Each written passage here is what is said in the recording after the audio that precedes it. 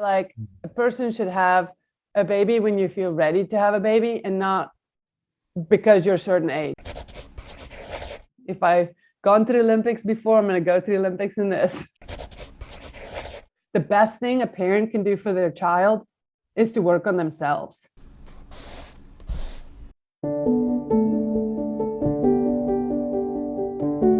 Welcome to this new episode of the Learn Buteyko podcast.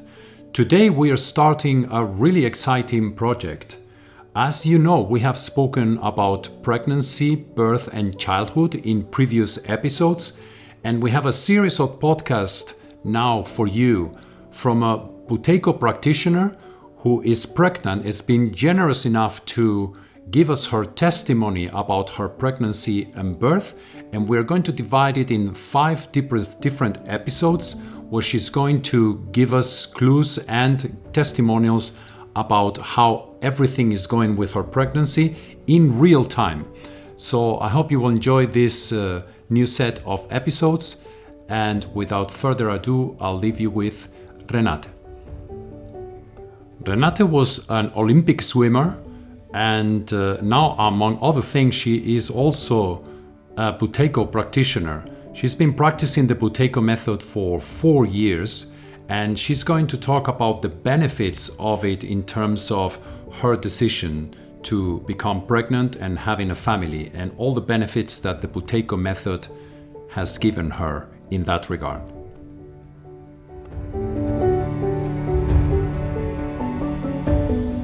So Renate, thank you for talking about your journey with Buteyko. You're now pregnant, and it's great news, and very conscious decision after having worked on the Buteyko Method for how long?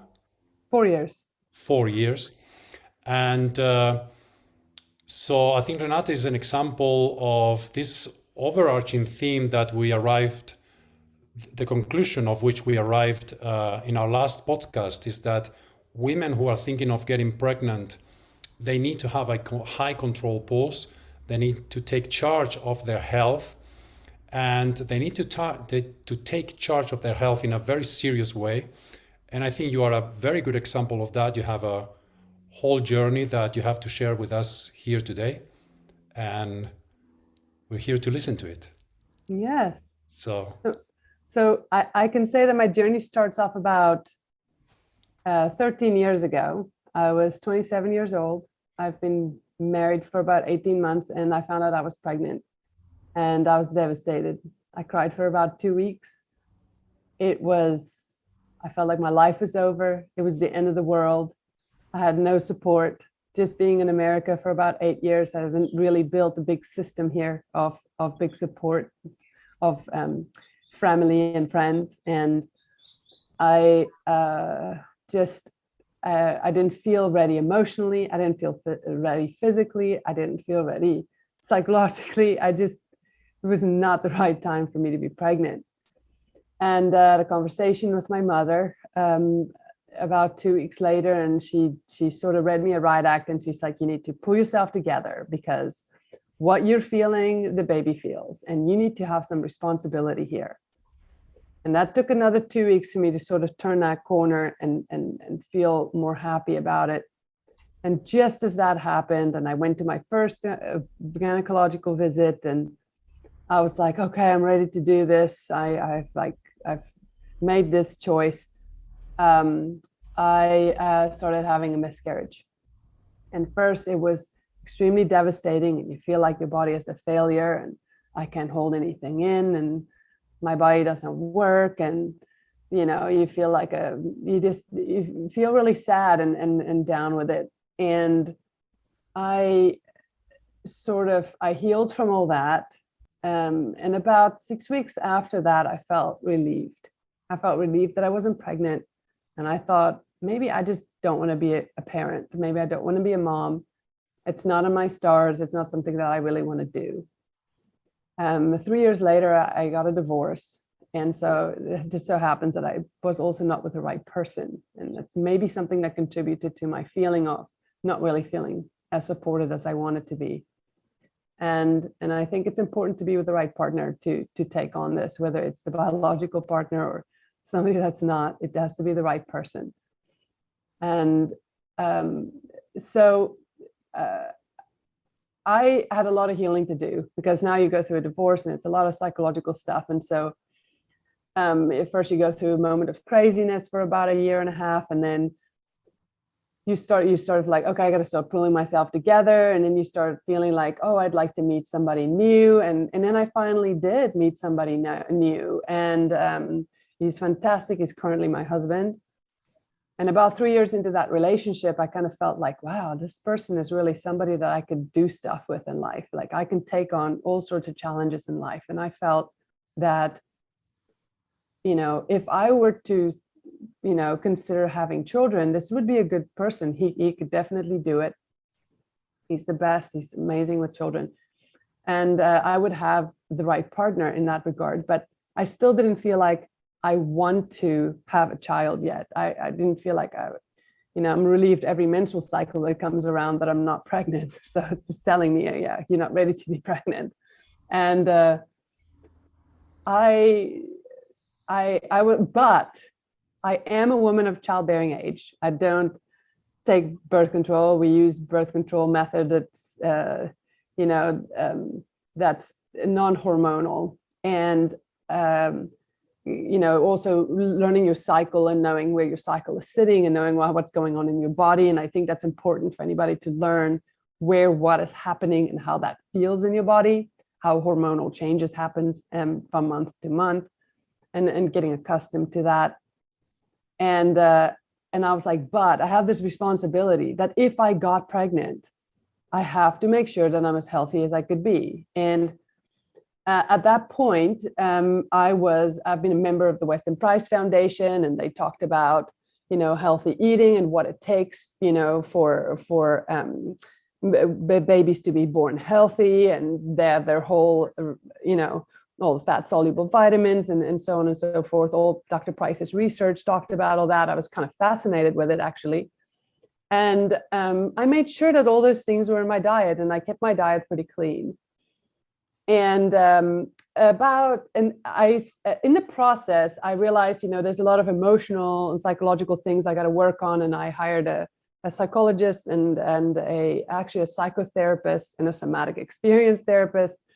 And I had a very out of the box massage therapist. And I,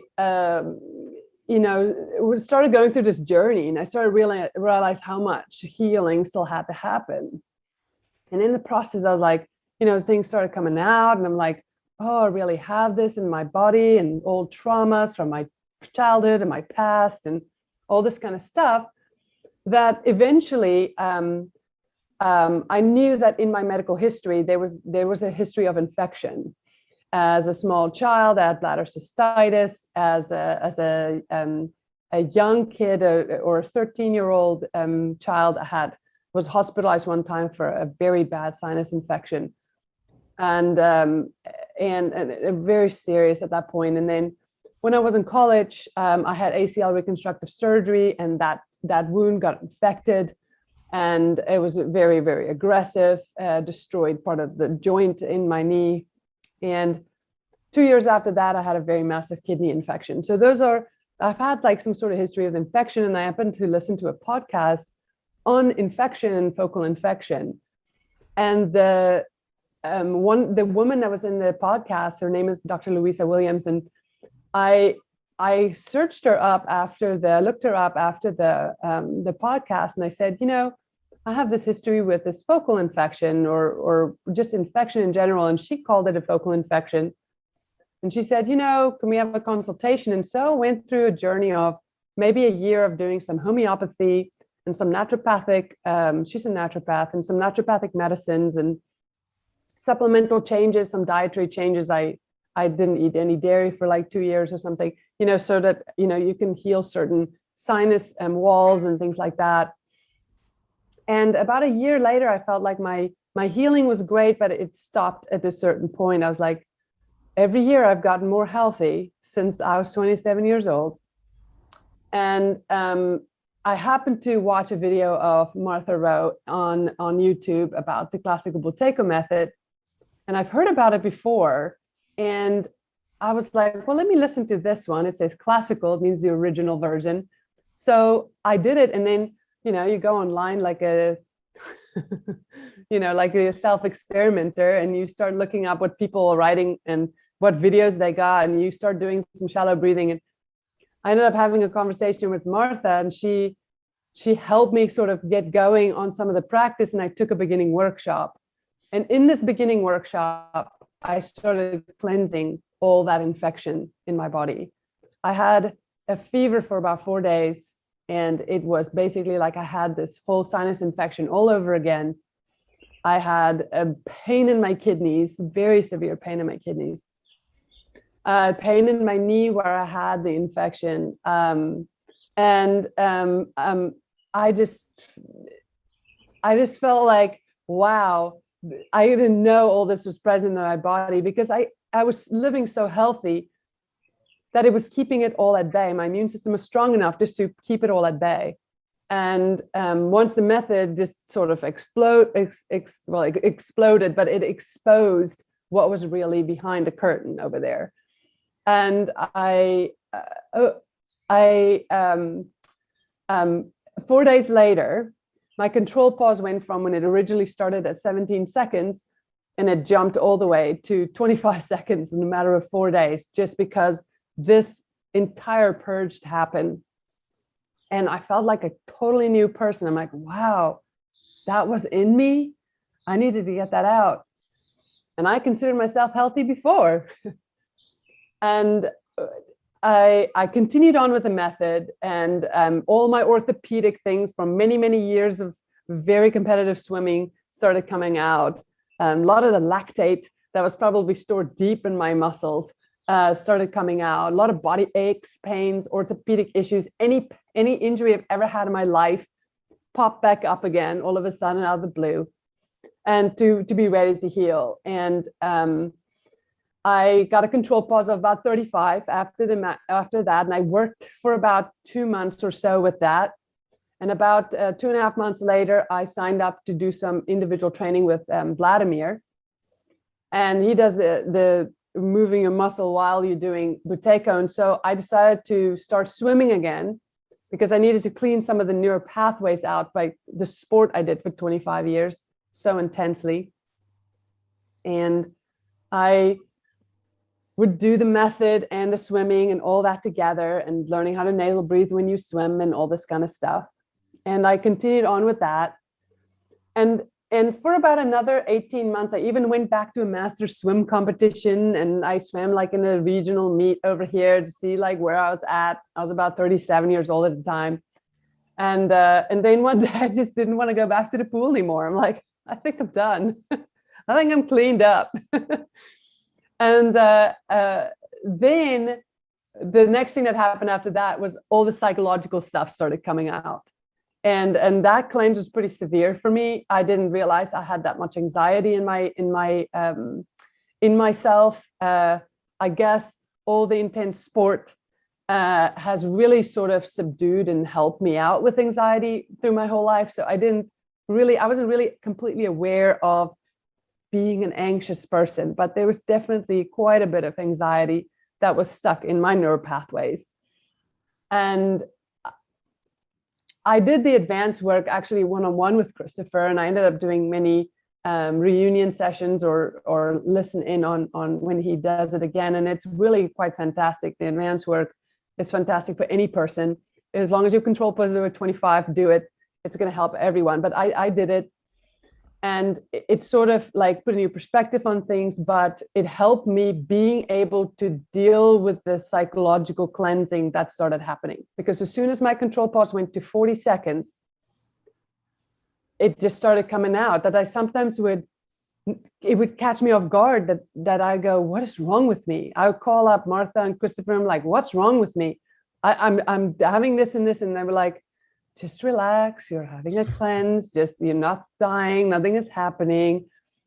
And so, and this happened for about a year. Now, it didn't happen all the time. It would happen like once every 3 weeks, and then once a month, and then once every 2 months. And then I would go, oh, I'm healed. And then like 3 months later, I'm having some episode. So it took some time. It was really And I funny, think actually. it It was fun. was very funny because there's this strong physical person who's just collapsing all over the place. like a little girl. Yes, exactly. Oh, I'm crying. Martha, what's wrong with me?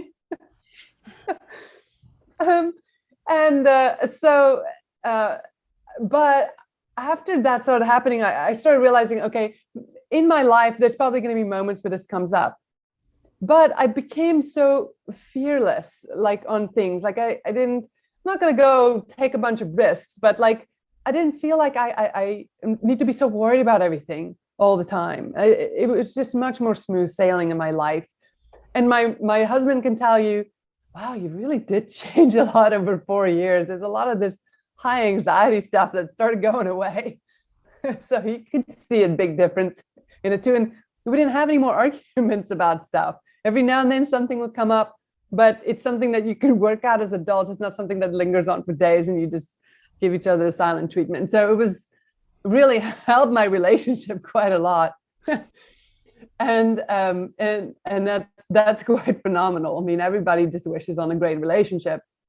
And so after that started happening, you know, the Learn Buteyko team asked me to become a facilitator. And so when that started happening, I started ramping up my own practice. So I started listening to more workshops, and I revisited all these workshops, and I go, there's a lot of validity to doing a repeat workshop, because you really get refreshed on how this works. And I would listen to workshop over and over, and I get like something new every single time. Like, wow, I've been doing this all wrong, and I've been doing that all wrong, or maybe do this better. So it started, and then I would have some more episodes of cleansing here and there. And I was like, what happened? What's going on? And I just felt like these, maybe even future stuff that was going to happen to me started kind of coming out and healing and cleaning, and just things that my body's like, oh, you got enough CO2 now, let's push it into this area that haven't seen it for 37 years, clean that up. And but then COVID hit, and when COVID hit, I also ramped up my practice. And I remember like sitting in my house in April of 2020 and going like, everything's locked down, the whole world's locked down. I'm doing this practice, at least I got this. I wasn't nervous about everything, but I did think to myself, gosh, it must be really terrible to be pregnant right now. I mean, I'm just really grateful I'm not pregnant right now. This must be a terrible time to try and go to a hospital, see a doctor. It must be a nightmare. And then you went through that period, and around October that year, I was having a conversation with my husband, and I said, hey, do you ever think about having kids? You know, this is being in the COVID year and everything. And he's like, oh, you know, I think about it all the time. And I was like, well, then, okay, let me start thinking about it some more. And so when I started thinking about it, I started realizing like, there's really nothing for me to fear about it. I have a fantastic support system. My body has healed, done so much healing. I feel so much more ready. Psychologically, I'm very on par with it. And because of me starting to make this decision, I was like, you know, I get to like ramp up my practice a little bit more. And I did 4 practices a day. I pushed my pauses. At some point I could do a 3-minute maximum pause. My maximum pause at that point was running at about 55 seconds to a minute. If I did a whole practice, my control pause would almost be 70 seconds, like after a practice. And it was like, I was like on top of the world. I'm like, wow, I think if people just keep doing, they're going to get to this point. It's like, you feel like you're floating. It's awesome. And in January, I asked my husband, I said, look, it takes 2 to tango. So can you please do the Buteyko Method? I know your breathing is not horrible. You don't mouth breathe. I get it. But can you let's just do a little cleansing, you know, do it for a month. And I printed out the Buteyko worksheets, the Buteyko diary, and I had him fill it out, and it was on the counter, and I would evaluate it, and he did steps, and you get to like 100 steps, and you got to like 100 seconds, and he did this in like a matter of 2 weeks. I'm like, holy cow, it took me 3 months to get here. But so he didn't have a whole lot of cleansing to do. He's not a very anxious person. He's very complementary to, I'm a very a type A person. He's not a type A person at all. So it's good. It's a good match. And both of us cleaned up our diet even more than we did. I mean, I really started eating all the things I was supposed to eat, no processed food whatsoever. And even he did, I'm like, you know, and I was like, you can't have any beers. And he didn't drink any beers. It's like, okay, I'm like, no beers for at least 3 months.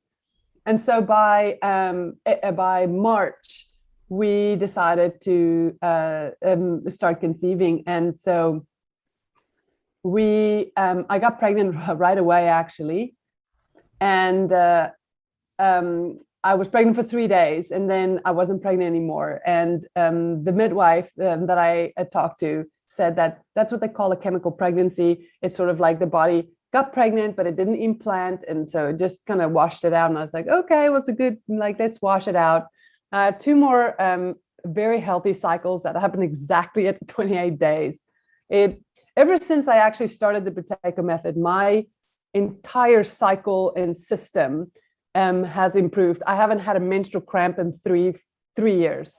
I haven't had one menstrual cramp in 3 years. My periods are this beautiful time of the month where you realize, oh, I got a moment of frustration. It must be coming close. And then you experience really the beauty of and the power behind what is actually a menstrual cycle, because there was not all this PMS and crazy nonsense that like is surrounding me, bloating and pain and all sorts of stuff. I never had any of that for the past 3.5 years. So when I had these 2 cycles, I felt really healthy. And as a matter of fact, every time I got my cycle, I did some extra pauses in the meantime, and my body had one more hard cleanse actually. And I was grateful that I wasn't pregnant at the time. And after that hard cleanse, I came out of it and I go, wow, okay, does this mean I'm going to fly now?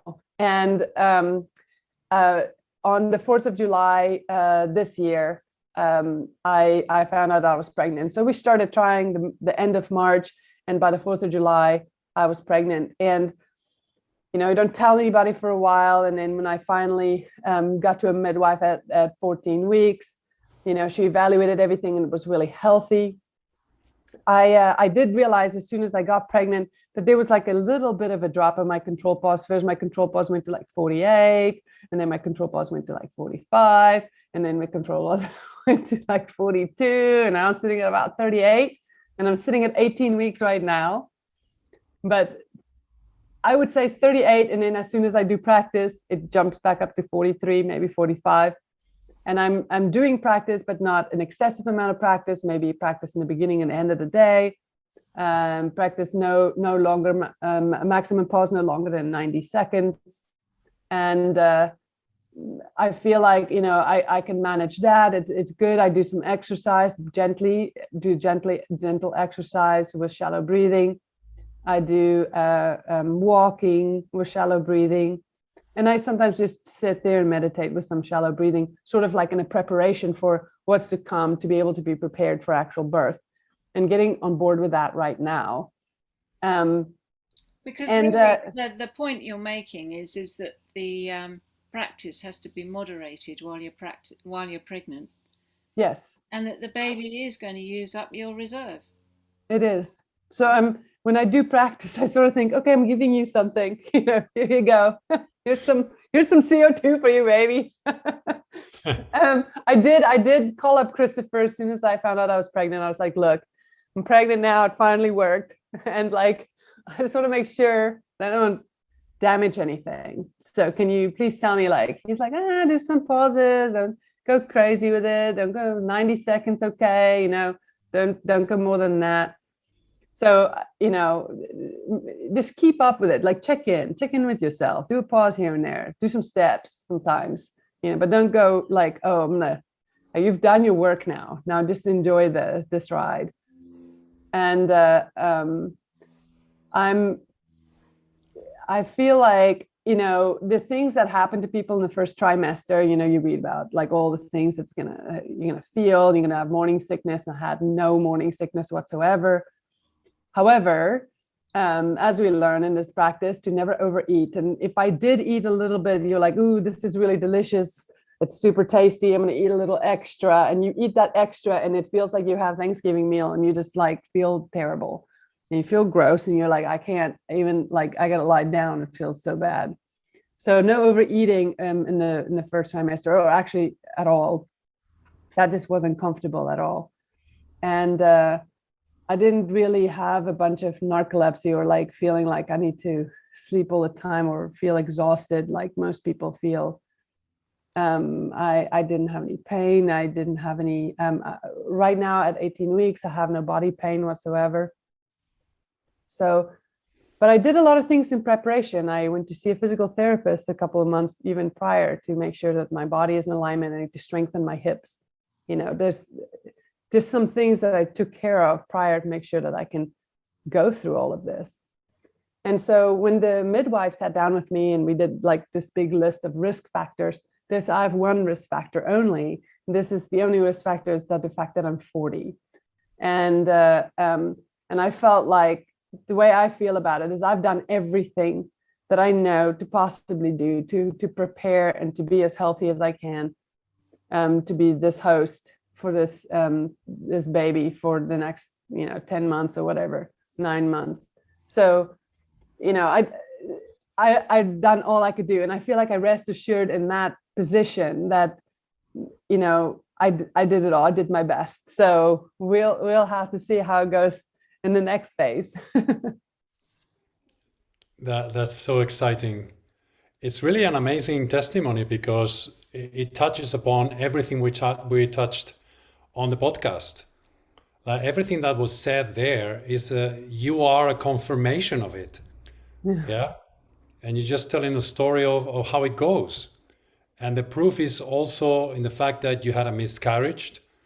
I think it counts also the fact that you didn't want to have a child, and then you did after doing all the practice. You felt you had the right balance. Even the support structure that you talk about. We spoke in the podcast about family life, about how Buteyko helps with relationships. And you have touched upon that as well. And it's like, so the whole thing seems to have come into harmony at an age that for most people will be not the most logical choice. Yeah. And yet for you it is. Yeah, It it's the really best. is. It's the best. I feel so ready now. And I feel like a person should have a baby when you feel ready to have a baby, and not because you're a certain age. And if you say, Renate, but what if you were ready at 50? And I said, well, if my body couldn't do it at 50, then I would adopt a child at 50, because that's when I was ready for a child. And I think emotionally, I've listened to so much, because I've had to deal with my own childhood trauma, and I've listened to so many people talk about this, that the best thing a parent can do for their child is to work on themselves. And the more you can align yourself and be in yourself, in your best self all the time, the better that's going to be for anybody that you want to raise, whether it's your child or whether it's adopted child, or whether it is even like in your work environment. It doesn't really matter. It's what you push out in the world. So I knew that in my life, I needed to be in alignment in that way before I have a child, because everything that I have now, I'm carrying over. So I wanted to give it the best that I could possibly do. So if I've gone through Olympics before, I'm going to go through Olympics in this. Well, that's one of the main concerns that Buteyko had about people reproducing with a low control pause. Because they transfer that onto their children in whatever form, whether it's physical disorders or mental disorders. It's the result of having a low control pause. Because if you go through the various life events as we do, you can't stop it, and you've got a high control pause, you're more likely to ride it. It's not going to affect you. It'll discharge by itself. But if you go through these things with a low control pause, you carry them, you carry a kind of constipation, because these neural pathways are very emotionally charged, because you're in the fight-flight mechanism all the time with a low control pause. You don't have enough oxygen to be able to be any other way. You can't be logical. Exactly. You're an emotional mess. Right. And it's not until the control pause is above 30 that you can start to discharge these stories, or the effect on breathing that these events have. Because these events have an effect on breathing, and that effect gets stuck. Mm-hmm. Exactly. And we keep going on about the control pause, but it's really remarkable that to have a measure for those things. And again, you have described that in terms of control pause. You have gone through the whole process of your healing, given those numbers, and you have showed us how it fits into how you feel, and how did you arrive to your best health ever at 40. Yeah. And making those big decisions at that age, and it's all based on that. I mean, 3-minute maximum pause. Like, did you just go for it? It's like, I've done it. I've maybe done it about a dozen times. A dozen times, and I remember doing it in the car once. In the car. Yeah. Wow. Because you got, like, I live in the country, and so it was big open spaces, and I was like, I feel really good today. Let's see if I'm going to relax enough to do it. And I'm driving, holding my nose. My car is tinted, so nobody thinks I'm weird. Incredible. What I was going to say is I'm at 18 weeks now. So we should have another talk again at, like, I don't know, like maybe 28.